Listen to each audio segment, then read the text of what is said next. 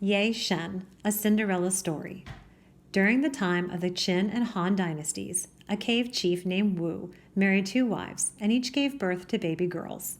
Before long, Chief Wu and one wife died, leaving one baby, Yeh-Shen, to be reared by her stepmother. The stepmother didn't like Yeh-Shen, for she was more beautiful and kinder than her own daughter, so she treated her poorly. Yeh-Shen was given the worst jobs, and the only friend she had was a beautiful fish with big golden eyes. Each day, the fish came out of the water onto the bank to be fed by Yeh-Shen. Now Yeh-Shen had little food for herself, but she was willing to share with the fish. Her stepmother, hearing about the fish, disguised herself as Yeh-Shen and enticed the fish from the water. She stabbed it with a dagger and cooked the fish for dinner. Yeh-Shen was distraught when she learned of the fish's death.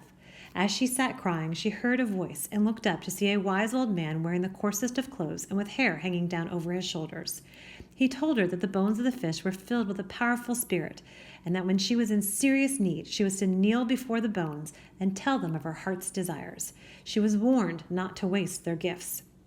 Yeh-Shen retrieved the bones from the trash heap and hid them in a safe place. Time passed and the spring festival was nearing. This was a time when the young people gathered in the village to meet one another and to find husbands and wives. Yeh-Shen longed to go to the festival, but her stepmother wouldn't allow it because she feared that someone would pick Yeh-Shen rather than her own daughter. The stepmother and the daughter left for the festival, leaving Yeh-Shen behind. Yeh-Shen, wanting desperately to go, asked the bones for clothes to wear to the festival. Suddenly, she was wearing a beautiful gown of azure blue with a cloak of kingfisher feathers draped around her shoulders. On her feet were beautiful slippers.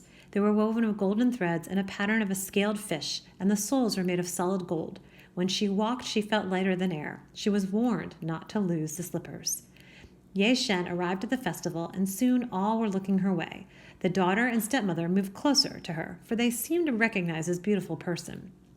Seeing that she would be found out, Yeh-Shen dashed out of the village, leaving behind one of the golden slippers. When she arrived home, she was dressed again in her rags. She spoke again to the bones, but they were now silent. Saddened, she put the one golden slipper in her bedstraw. After a time, a merchant found the lost slipper, and seeing the value in the golden slipper, sold it to a merchant, who gave it to the king of the island kingdom of Tohan. Now the king wanted to find the owner of this tiny, beautiful slipper. He sent his people to search the kingdom, but no one's foot would fit in the tiny golden slipper. He had the slipper placed on display in a pavilion on the side of the road where the slipper had been found, with an announcement that she was to be returned to the owner. The king's men waited out of sight. All the women came to try on the shoe.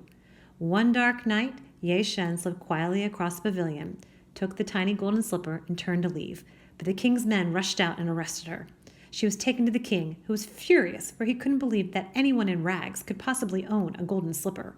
As he looked closer at her face, he was struck by her beauty, and he noticed that she had the tiniest feet. The king and his men returned home with her, where she produced the other slipper.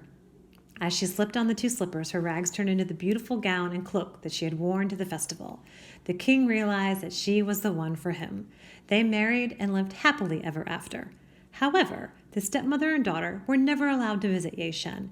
They were forced to continue to live in their cave until the day they were crushed to death in a shower of flying stones.